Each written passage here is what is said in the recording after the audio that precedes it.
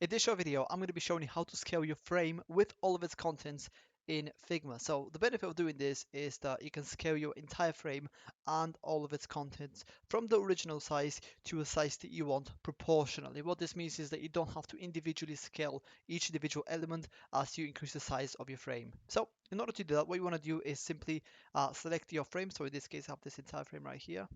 It consists of the frame, some text, and an image. Obviously, you can have buttons, you can have different designs, any of that stuff. It doesn't matter, but this is just for the example that I'm giving you guys today. So once you've done that, what you want to do is simply press up here in the top left corner and then press the scale button right here. So alternatively, you can also press K. That is the shortcut for scaling option. So once you've done that, you can simply expand inwards or outwards, make the frame as big as you want. And as you can see, the text within the box or within the frame and the image is expanding alongside the frame itself. So yeah, that's pretty much everything you need to know about scaling a frame with its contents in Figma. If you have any questions, please let me know down in the comments below and I'll be more than happy to help.